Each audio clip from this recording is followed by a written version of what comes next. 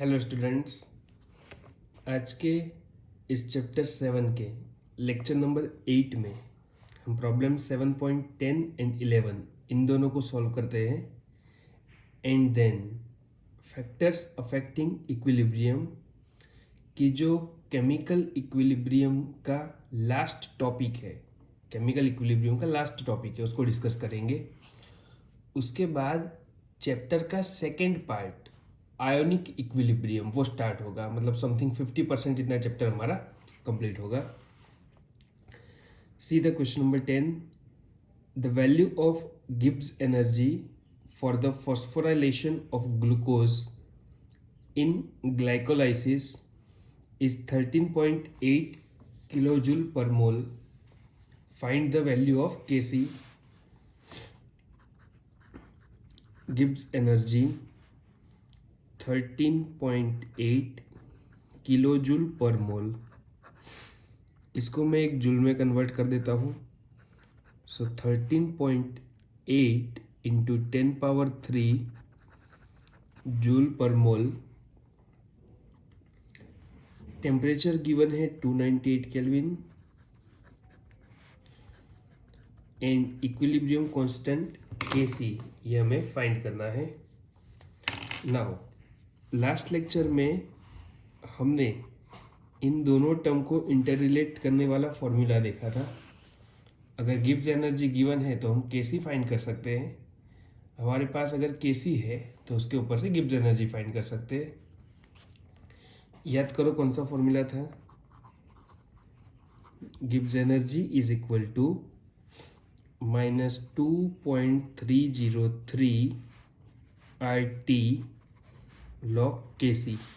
ठीक है, Gibbs energy की वैल्यू ये हमें है 13.8 इंटू 10⁻³ जूल पर mole is equal to -2.303 into R। तो R की वैल्यू भी हम जूल में ही लेंगे क्योंकि ये एनर्जी का यूनिट है। मैंने आपको लास्ट टाइम R की वैल्यू जूल में बताई थी, क्या होती है 8.314 joule mole inverse kelvin inverse. So 2.303 into 8.314 into temperature 298 kelvin into log Kc। Clear. Now हमें Kc फाइंड करना है, तो उसके लिए हम पहले इन तीन टर्म को मल्टीप्लाई कर देते हैं, डिवाइड कर देते हैं, तो हमें Kc की वैल्यू मिल जाएगी। ठीक है, चलो आगे सॉल्व करते हैं इसको।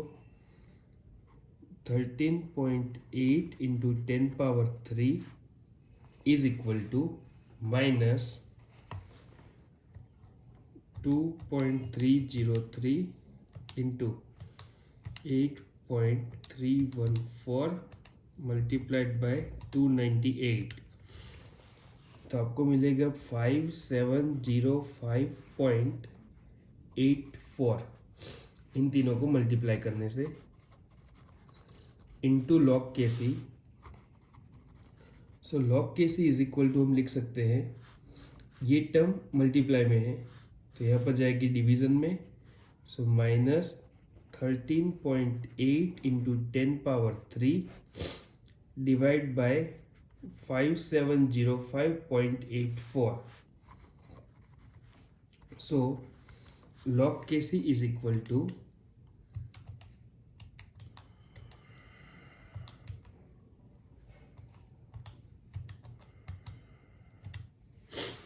0.0024 -0.0024।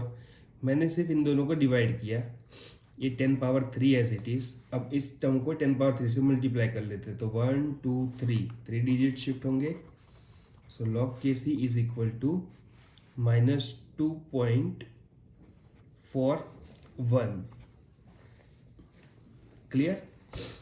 नाउ लॉग जब अपनी पोजीशन चेंज करेगा, मतलब लॉग जब ऑपोजिट साइड जाएगा तो वो हो जाता है एंटी लॉग। सो हम निकालेंगे एंटी लॉग ऑफ -2.41। अब पॉसिबल है किसी को एंटीलॉग निकालना नहीं आता होगा, तो यहाँ पर ध्यान से देख लो किस तरह से एंटीलॉग फाइंड किया जाता है। अगर नेगेटिव का एंटीलॉग फाइंड करना है, नेगेटिव वैल्यू का, तो पॉइंट के आगे जो डिजिट है, क्या है हमारा 2, उसके पीछे का डिजिट लिख दो, नेक्स्ट डिजिट। सो 3 बार पॉइंट के पीछे की जो वैल्यू है उसको 1 में से सब्ट्रैक्ट करो, तो 1 माइनस 0.41, तो क्या रहेगा आपका 0.59। सो यहाँ पर पुटअप करो 59। क्लियर है यहाँ तक? पॉइंट के आगे जो अगर नेगेटिव में वैल्यू हो तो बार में कन्वर्ट करना है। बार में कैसे कन्वर्ट होता है, तो पॉइंट के आगे जो वैल्यू है उसको उसका नेक्स्ट डिजिट पुटअप करो, तो 3 बार पॉइंट के पीछे की वैल्यू को 1 में से सब्ट्रैक्ट करो, तो 1 माइनस 0.41, तो रहेगा 0.59। सो केसी इज इक्वल टू, ये जो 3 बार है उसको हम 10 के पावर में लिख लेंगे, 10 पावर -3, एंड 59 का जीरो में एंटीलॉग देखेंगे। अब आप एंटीलॉग टेबल ओपन करो, लॉग टेबल मत देखना, एंटीलॉग में 59 का जीरो में लॉग देखो, 59 का जीरो में, सो वो होगा 3890, 3890, एक डिजिट के बाद पॉइंट। 59 का जीरो में क्यों, पीछे अगर कोई डिजिट नहीं है तो वो आपको जीरो कंसिडर कर लेने हैं।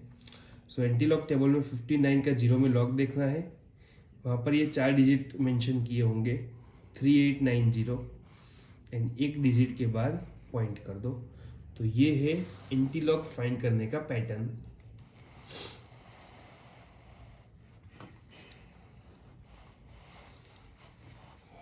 Now read next question 7.11।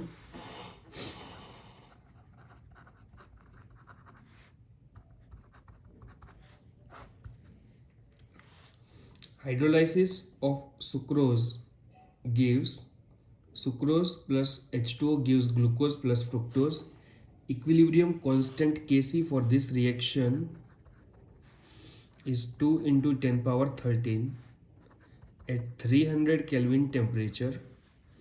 Calculate standard change in Gibbs energy at 300 Kelvin. इसी टेम्परेचर पर आपको गिब्स एनर्जी फाइंड करना है।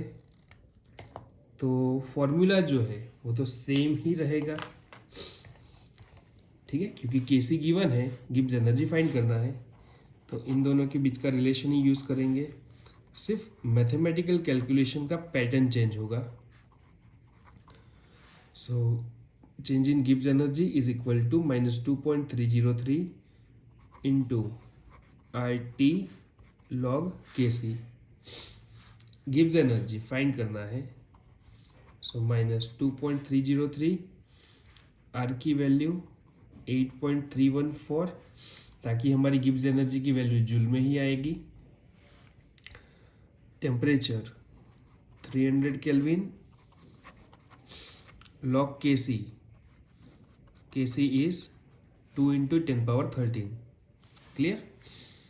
चलो इन तीनों को मल्टीप्लाई करो, देन इसका हम लॉग फाइंड करते हैं। 2.303 into 8.314 into 300 minus 5744.14 into log 2 into 10 power 13 है, यानी कि ये हुआ लॉग mn। इन दोनों के बीच में कौन सा साइन है, मल्टीप्लिकेशन का, तो लॉग mn, इसका फॉर्मूला होता है log m plus log n। तो इसको हम कैसे रिप्रेजेंट करेंगे, log 2 plus log 10 power 13।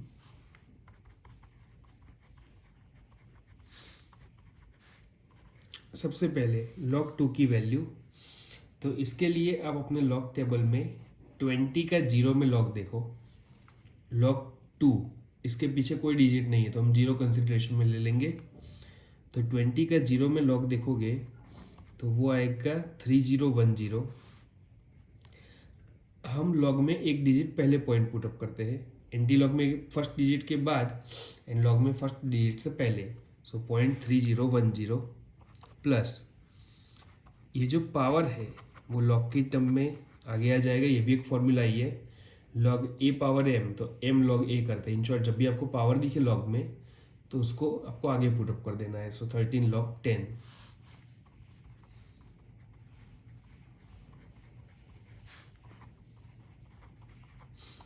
log 10 की वैल्यू होती है 1। सो 13 इंटू 1, तो ये आंसर आएगा हमारा 13। नाउ इन दोनों को ऐड करो, जो आंसर आता है उससे मल्टीप्लाई करो, आपको गिब्स एनर्जी मिल जाएगी। 13 plus 0.3010, 13.30 multiplied by 5744.14. The answer is 76402 and negative sign as it is रहेगी 76402.8 and the unit is joule पर मोल। और देखो टेक्स्ट बुक में जो आंसर दिया है वो रिप्रेजेंट करना है, तो वो क्या किया है उसमें पॉइंट को 1 2 3 4 4 डिजिट इस साइंटिफिक नोटेशन में कन्वर्ट कर दिया है। सो -7.64 इंटू 10 का पावर क्या हो जाएगा 1 2 3 4, 4 डिजिट पॉइंट को शिफ्ट करेंगे तो 10 पावर 4 जूल पर मोल। अब दोनों में से कोई भी तरीके से रिप्रेजेंट करो, करेक्ट ही है। ठीक है, चलो आगे मूव करते हैं।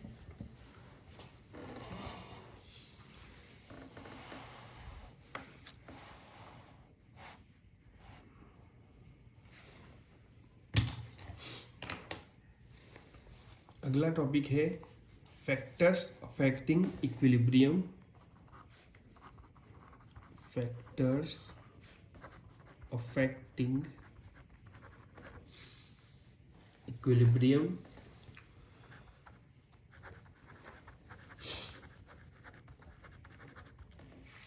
या फिर इसको हम ली शैटेलियर्स प्रिंसिपल भी कहते हैं, या फिर ली चैटेलियर्स प्रिंसिपल भी इसको कहते हैं। दोनों में से कैसे भी प्रोनाउंसिएशन किया जाता है, ली शैटेलियर्स और ली चैटेलियर्स प्रिंसिपल।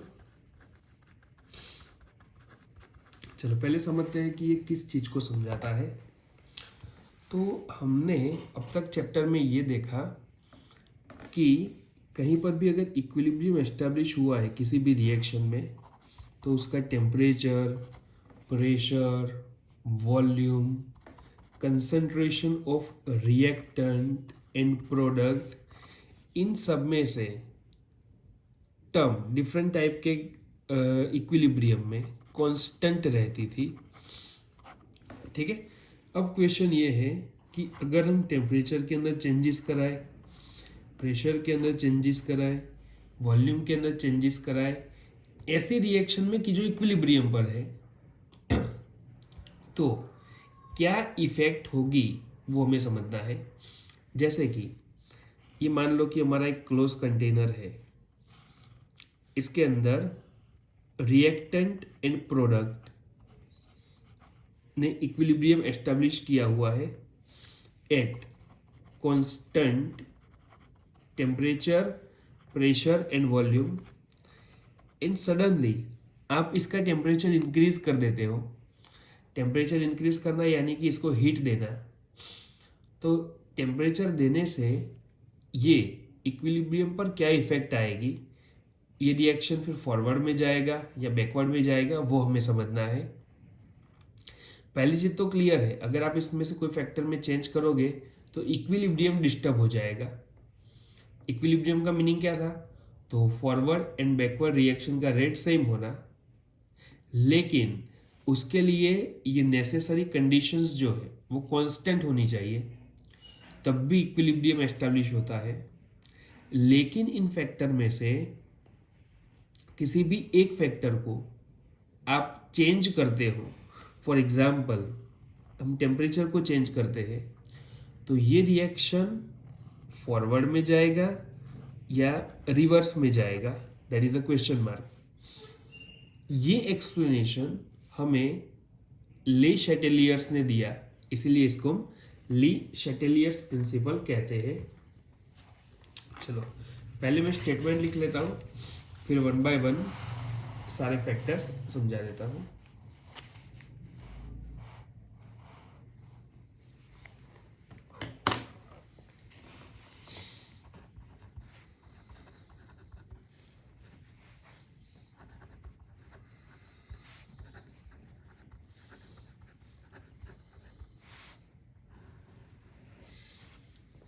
ले शैटेलियर्स principal, if a system in equilibrium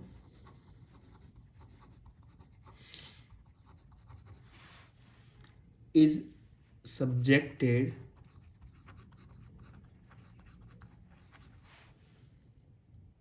to a change of concentration,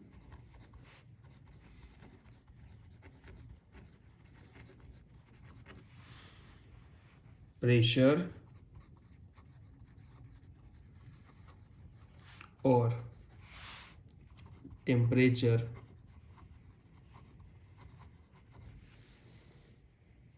the equilibrium shifts in the direction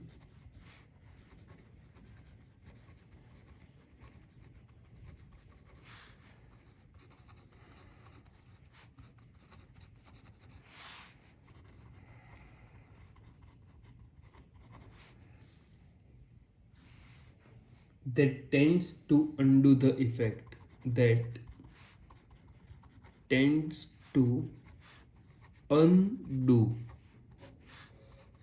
the effect of the change.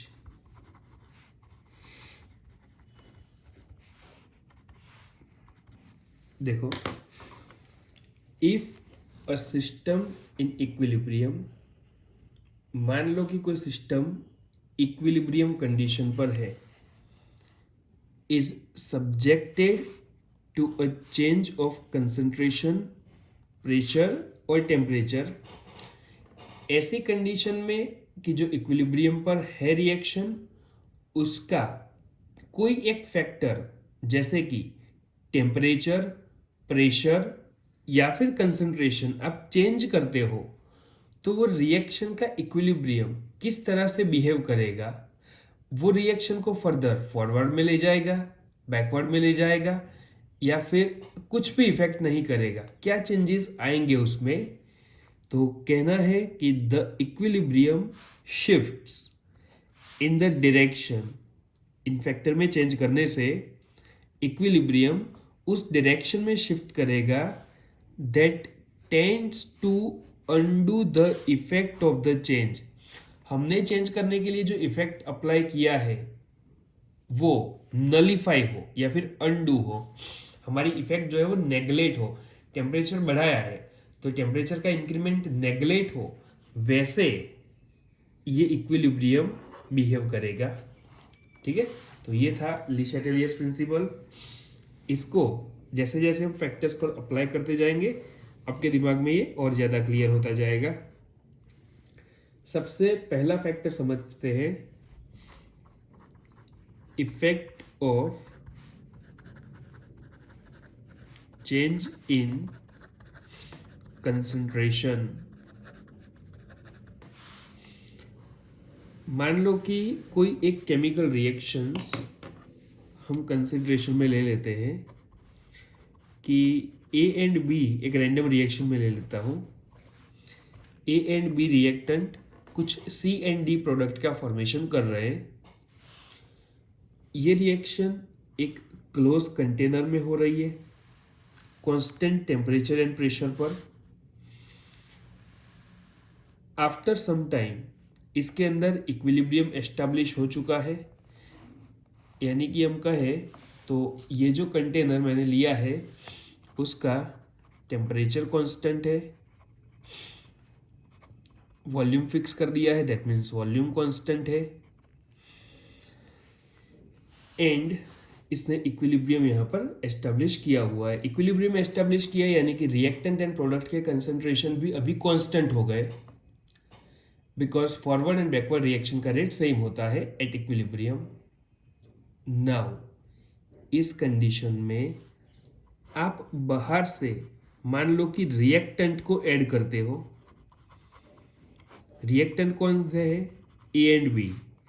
इसको आप बाहर से ऐड करते हो इक्विलिब्रियम पर, तो ये रिएक्शन किस डायरेक्शन में जाएगी? तो इक्विलिब्रियम पर अगर हम बाहर से ए एंड बी को एक्स्ट्रा ऐड करेंगे तो अब ए एंड बी एक दूसरे के साथ कंबाइन होना स्टार्ट हो जाएंगे, मतलब केमिकली रिएक्शन करना स्टार्ट कर देंगे, जिससे क्या होगा? इनिशियली फॉरवर्ड रिएक्शन का रेट इंक्रीज हो जाएगा। आफ्टर सम टाइम तो फिर से इक्विलिब्रियम एस्टेब्लिश होना है, लेकिन इनिशियल इफेक्ट क्या आएगी? तो अगर आपने रिएक्टेंट ऐड किया, दैट मीन्स रिएक्टेंट का कंसंट्रेशन इंक्रीज किया, तो इनिशियली फॉरवर्ड रिएक्शन का रेट जो है वो इंक्रीज हो जाएगा। आफ्टर सम टाइम अगर इस इक्विलिब्रियम कंडीशन में आपने प्रोडक्ट ऐड किया तो क्या होगा? तो प्रोडक्ट ऐड करने से, अब रिएक्टेंट को भूल जाओ, इक्विलिब्रियम पर आपने प्रोडक्ट ऐड किया, तो एडिशन ऑफ प्रोडक्ट आपका क्या इफेक्ट करेगा?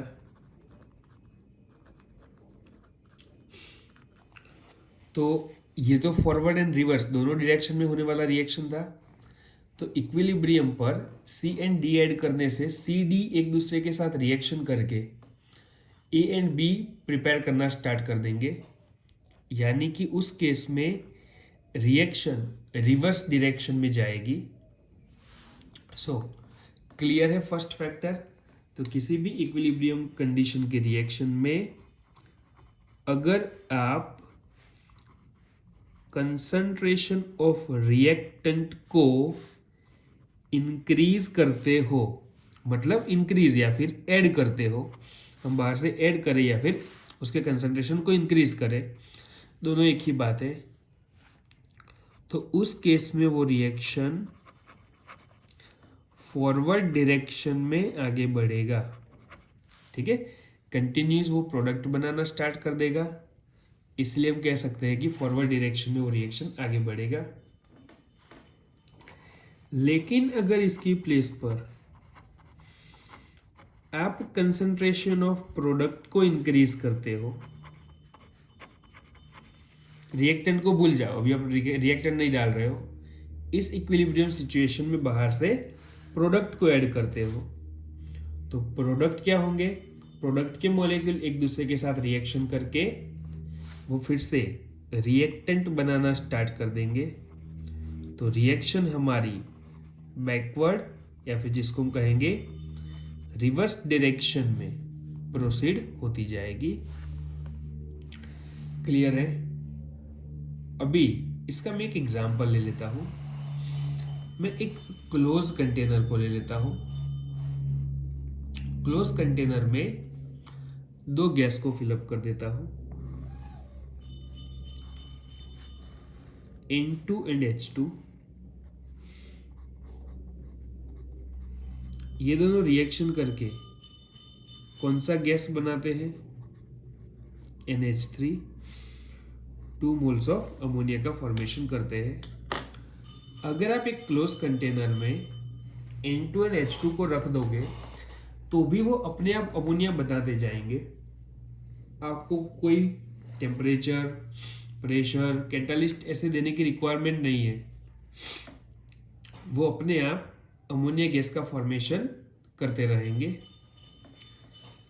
अब ये जो कंटिन्यू फॉरवर्ड डायरेक्शन में रिएक्शन आगे बढ़ता रहेगा, कंटिन्यू आगे चलता रहेगा, इस इक्विलिब्रियम की कंडीशन पे अगर आप बाहर से रिएक्टेंट N2, H2 या फिर दोनों को ऐड कर देते हो, तो रिएक्शन किस डायरेक्शन में जाना चालू कर देगी?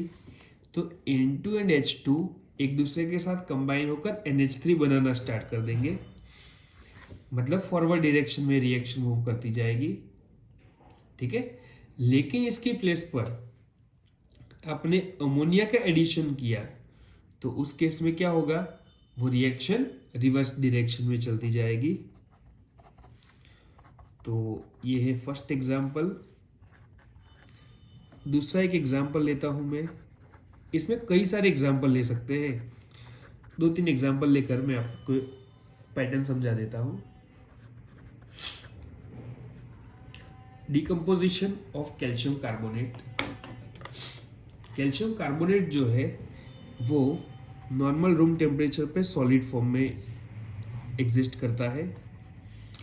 इसको डिकम्पोज करना हो तो समथिंग 1400 to 1500 के अराउंड, केल्विन के अराउंड टेम्परेचर देना पड़ता है। तो कैल्शियम कार्बोनेट हीट से डिकम्पोज होकर calcium oxide and carbon dioxide का फॉर्मेशन करता है। इसमें हीट देने से डिकम्पोजिशन हुआ, इसलिए इसको हम थर्मल डिकम्पोजिशन भी कहते हैं। जो प्रोडक्ट बनती है उसमें कैल्शियम ऑक्साइड सॉलिड फॉर्म में होता है and carbon dioxide gaseous form में होता है। मान लो कि आप ये रिएक्शन एक क्लोज कंटेनर में करा रहे हो और अंदर आपने कैल्शियम कार्बोनेट को भर के बाहर से इसको हीट देना स्टार्ट कर दिया, तो अंदर दोनों चीज़ें बनेगी, कैल्शियम ऑक्साइड बनेगा, कार्बन डाइऑक्साइड बनेगा। इस रिएक्शन में मान लो कि इक्विलिब्रियम एस्टेब्लिश हो गया है कांस्टेंट टेम्परेचर पे, फिर आपने टेम्परेचर को कांस्टेंट कर दिया तो रिएक्टेंट एंड प्रोडक्ट सब कुछ एग्जिस्ट कर रहा है, इसके अंदर इक्विलिब्रियम एस्टेब्लिश हो चुका है। अब इसमें आप सडनली एक होल कर देते हो। क्या किया हमने, कंटेनर के अंदर एक होल कर दिया। अब होल करने से होगा क्या, सोचो तो। ये दोनों है सॉलिड फॉर्म में, तो सॉलिड तो जनरली नीचे डिपॉजिट हुआ होगा, तो वो तो आएगा नहीं। कार्बन डाइऑक्साइड गैस है, वो ऐसे ऊपर रेंडमली मूव करते होंगे गैस के पार्टिकल, तो ऐसे होल करने से कार्बन डाइऑक्साइड गैस ऊपर की साइड होल करोगे तो CO2 गैस सीधा वहां से बाहर आ जाएगा। मेरा क्वेश्चन ये है कि इस तरह से अगर कार्बन डाइऑक्साइड गैस को बाहर निकाला जाए तो ऊपर वाला रिएक्शन किस डायरेक्शन में आगे बढ़ेगा, according to the Le Chatelier's principle in chemical equilibrium. तो कार्बन डाइऑक्साइड आपका प्रोडक्ट है। स्टेटमेंट क्या लिखा हमने कि प्रोडक्ट ऐड करने से रिएक्शन रिवर्स में जाता है, लेकिन हम यहां पर उसका उल्टा, प्रोडक्ट को क्या कर रहे हैं, रिमूव कर रहे हैं। कार्बन डाइऑक्साइड को यहां से हम हटा रहे हैं, निकाल रहे हैं। तो कार्बन डाइऑक्साइड प्रोडक्ट को रिमूव करने से ये कैल्शियम कार्बोनेट मोर डिकम्पोज होगा एंड CaO एंड CO2 का फॉर्मेशन करेगा एंड फर्दर ये रिएक्शन फॉरवर्ड डायरेक्शन में आगे बढ़ेगा। सो ये है effect of change in concentration. हम रिएक्टेंट एंड प्रोडक्ट के कंसंट्रेशन में चेंज करा के इक्विलिब्रियम को डिस्टर्ब करा के रिएक्शन को फॉरवर्ड या फिर बैकवर्ड डायरेक्शन में ले जा सकते हैं। Second factor, effect of temperature. अब वही रिएक्शन ले लेते हैं, A+B CND प्रोडक्ट का फॉर्मेशन कर रहे हैं, प्रेशर वॉल्यूम सब कुछ कांस्टेंट है। सडनली हम कंटेनर का टेम्परेचर इंक्रीज कर देते हैं। टेम्परेचर को मैं T से रिप्रेजेंट करता हूं। टेम्परेचर को हम suddenly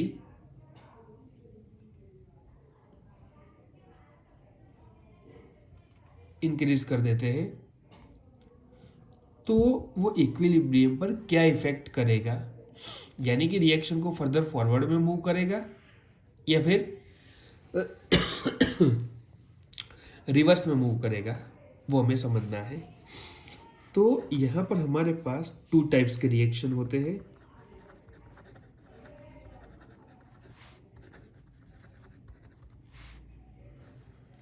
one is called exothermic reaction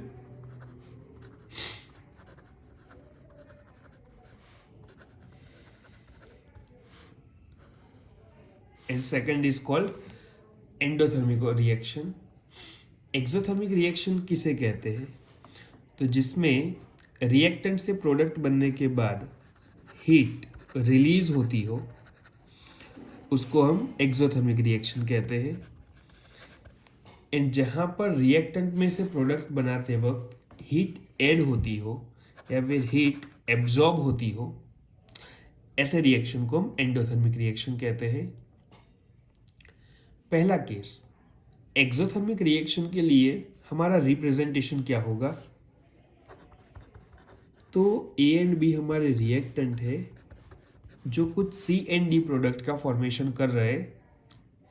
इसमें रिएक्टेंट से प्रोडक्ट बनने के बाद कुछ अमाउंट में हीट रिलीज होती है।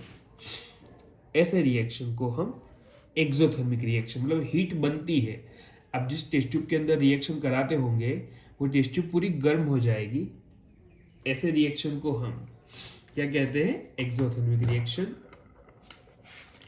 कुछ रिएक्शन ऐसे होते हैं जहां पर रिएक्टेंट को मिक्स करने के बाद आपको हीट देनी पड़ती है, हीट ऐड करनी पड़ती है, तब प्रोडक्ट का फॉर्मेशन होता है।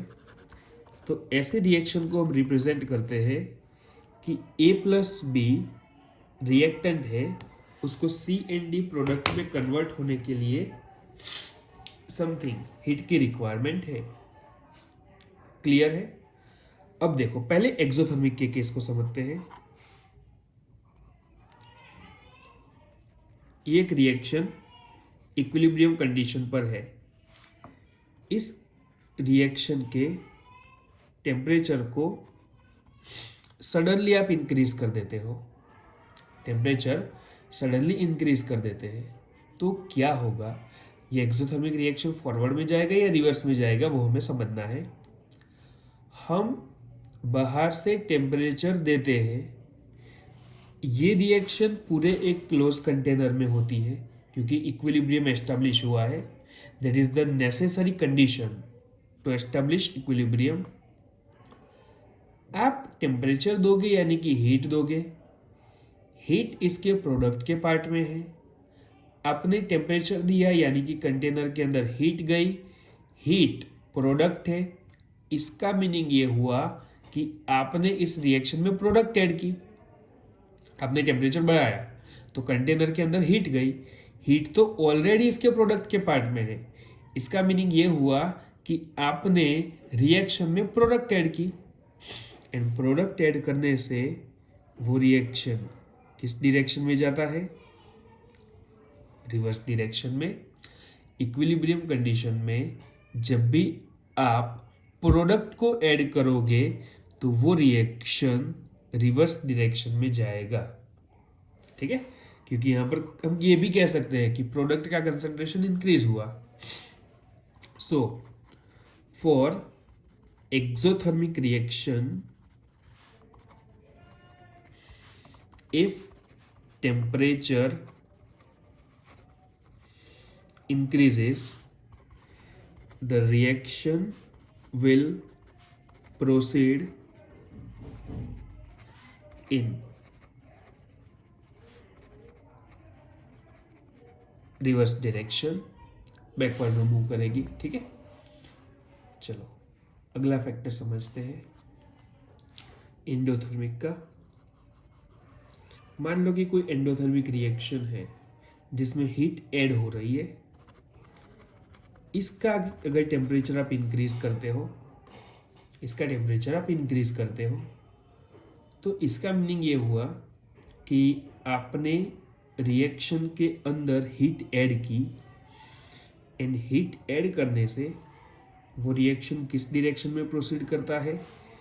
तो हीट हमने जो ऐड की है वो हीट इसके रिएक्टेंट के पार्ट में है, यानी कि रिएक्टेंट ऐड किया, एंड रिएक्टेंट ऐड करने से रिएक्टेंट के मॉलिक्यूल एक दूसरे के साथ कंबाइन होकर प्रोडक्ट फॉर्म करना स्टार्ट कर देंगे, यानी कि ये रिएक्शन कौन से डायरेक्शन में आगे बढ़ेगा?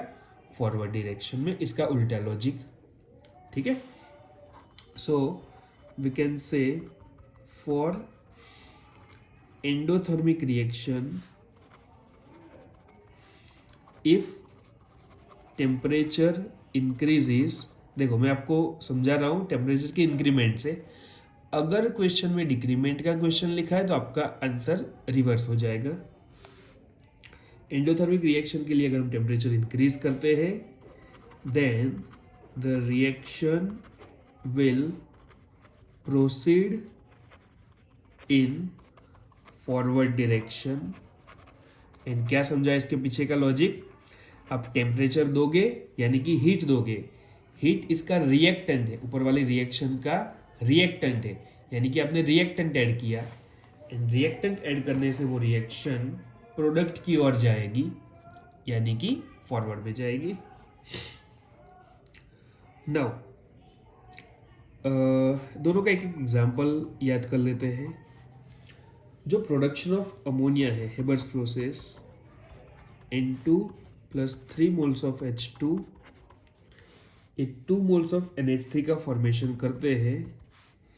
इस रिएक्शन में चेंज इन एंथैल्पी होता है -93.6 किलो जूल पर मोल। मतलब N2 एंड H2 कंबाइन होकर जब अमोनिया बनाएंगे तब वो अपने अंदर से -93.6 किलो जूल पर मोल जितनी एनर्जी को रिलीज करेंगे। दैट मीन्स ये एक एक्सोथर्मिक टाइप का रिएक्शन है। सेकेंड, एंडोथर्मिक का एक एग्जांपल ले लेता हूं मैं। N2 एंड O2 ये कंबाइन होकर जब 2 moles of NO nitric oxide बनाते हैं तो इसका चेंज इन एंथैल्पी होता है 180 किलो जूल पर मोल। यानी कि जब 2 मोल्स ऑफ नाइट्रिक ऑक्साइड बनेगा तब हम बनाने के लिए 180 किलो जूल पर मोल जितनी एनर्जी हमें देनी पड़ती है, इतनी हीट देते हैं तब रिएक्टेंट प्रोडक्ट में कन्वर्ट होते हैं। So we can say that ये एंडोथर्मिक रिएक्शन है। तो हमारा दूसरा लॉजिक क्या बना कि एंडोथर्मिक रिएक्शन जो होंगे उनके लिए ज़्यादा टेम्परेचर एडवांटेजियस होता है, क्योंकि टेम्परेचर बढ़ाएंगे तो फॉरवर्ड में जाएगा ना रिएक्शन। एंड एक्सोथर्मिक के लिए मॉडरेट या फिर कम टेम्परेचर एडवांटेजियस होता है, क्योंकि ज़्यादा टेम्परेचर रखोगे बहुत ज़्यादा तो वो रिवर्स में आएगा। ठीक है, तो इस तरह से कोई भी रिएक्शन किस टेम्परेचर पर करानी चाहिए वो भी हम इस ली शैटेलियर्स प्रिंसिपल से प्रिडिक्ट कर सकते हैं ताकि हमें मैक्सिमम अमाउंट में प्रोडक्ट मिले।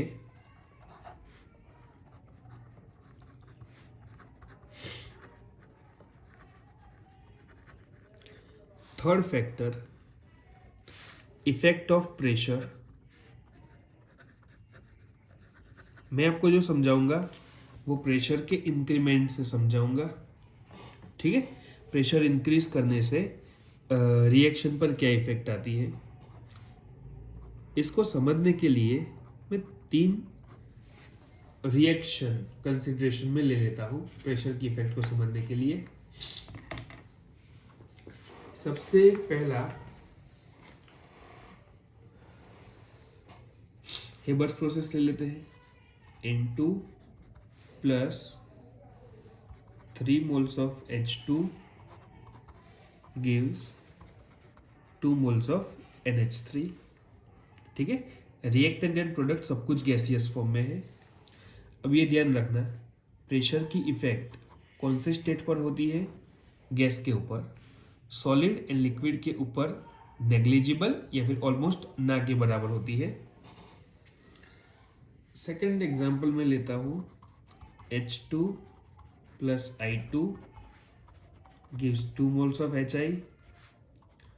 यहाँ पर मैं जो तीनों रिएक्शन लिखूंगा वो कांस्टेंट टेम्परेचर पे, कांस्टेंट प्रेशर पे, कांस्टेंट वॉल्यूम पे इक्विलिब्रियम एस्टैब्लिश किए हुए हैं क्लोज कंटेनर में। ठीक है, मतलब जो भी नेसेसरी कंडीशन है इक्विलिब्रियम एस्टैब्लिश होने के लिए वो सब इसके अंदर फॉलो हो रही है।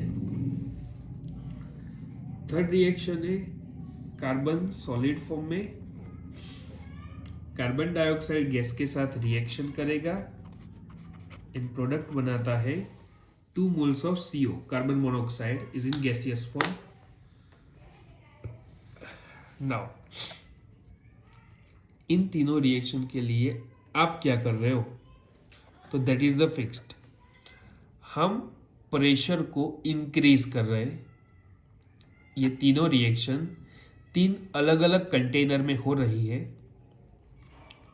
अभी इक्विलिब्रियम एस्टैब्लिश्ड है, प्रेशर कांस्टेंट है।